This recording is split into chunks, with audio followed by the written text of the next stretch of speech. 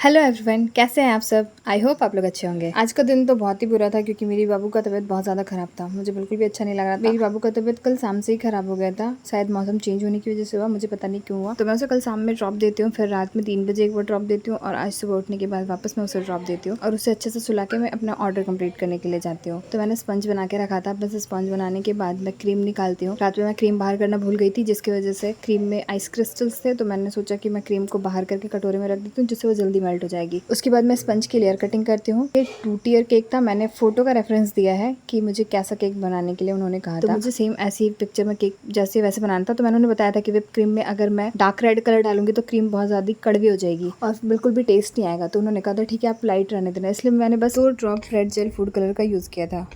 तो आपने देखा कि मैंने ऊपर वाला जो केक था वो मैंने 4 इंची के टिन में बनाया था और नीचे वाला 6 इंच के टिन में, और दोनों से ही मैंने 3-3 लेयर्स कट किए थे। फिर मैं क्रीम को बीट कर लेती हूँ। क्रीम बीट करने के बाद मैं उसे फ्रिज में रख देती हूँ और खुद फ्रेश होने के लिए चली जाती हूँ। आज घर पे माँ नहीं थी और सिर्फ हम 4 लोग थे, जिसमें से पापा जी और मेरे देवर तो दुकान में ही थे। सिर्फ मैं अकेली घर पे थी, इसलिए बाबू को संभालने में भी दिक्कत हो रही थी क्योंकि मुझे केक भी बनाना था, बाबू को भी देखना था, उसकी तबीयत खराब थी और साथ में खाना भी बनाना था। पर इतनी भी प्रॉब्लम नहीं हुई क्योंकि मेरे और भी देवर्स हैं जो मेरी हेल्प कर रहे थे बाबू को संभालने के लिए। जब मैं केक में आइसिंग कर रही थी तब वो बाबू को लेके घुमा रहे थे। फ्रेश होने के बाद मैं बाबू को फीड कराती हूँ, उसे अच्छे से फ्रेश कर देती हूँ। फिर केक की क्रम कोटिंग करने के लिए जाती हूँ ताकि मैं उसे अच्छे से सेट होने दे सकूँ। क्रम कोटिंग करने के बाद मैं ऊपर वाले लेयर की आइसिंग करती हूँ अच्छे से।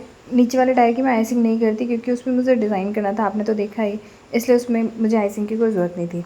तो मैं बस ऊपर वाले केक की आइसिंग करके रख देती हूँ, जो कि मैं रिकॉर्ड नहीं कर पाती क्योंकि मुझे उस टाइम पे खाना भी बनाना होता है। मैं खाना बनाने के साथ साथ केक के पे भी काम कर रही होती हूँ, इसलिए मैं बार बार फ़ोन लाना भूल जा रही थी। मुझे ध्यान ही नहीं था, आगे की रिकॉर्डिंग स्किप कर दी बिल्कुल। इसीलिए मैं आपको बस डायरेक्ट केक की वीडियोज़ दिखाती हूँ। जब मैंने कंप्लीट कर दिया केक तो कुछ ऐसा लग रहा था, ये भी मैं बाद में मुझे ध्यान आया जब वो लेके जा रही थी केक, तब मैंने रिकॉर्ड करा था इसे। तो वो केक को शाम को 6 बजे लेके गई थी। उन्हें केक तो आज ही चाहिए था, पर जो बाबू के लिए उन्होंने केक बनवाया था जिनके वेलकम के लिए, वो आई ही नहीं थी। वो अगले दिन सुबह 6 बजे आने वाली थी। तो उन्होंने कहा कि इतनी सुबह वो आके केक नहीं ले सकती थी, इसलिए उन्होंने शाम को 6 बजे मुझसे केक ले लिया था। वो हमारे घर के पास की ही है। जब वो केक लेने के लिए आई थी उस टाइम पे मैं आटा सान रही थी, इसलिए हड़बड़ी में जब वो आई मैंने उन्हें डायरेक्ट केक दे दिया। मैंने उन्हें बैठने तक नहीं कहा, बाद में मुझे बहुत बुरा लग रहा था इस बात का। तो आज के लिए बस इतना ही। मिलते हैं एक न्यू ब्लॉग के साथ। मैं ट्राई करूंगी कि अगली बार जब भी मैं केक बनाऊँ तो मैं फुल वीडियो अच्छे से रिकॉर्ड कर पाऊँ। आज के लिए इतना ही। Thank you, bye bye.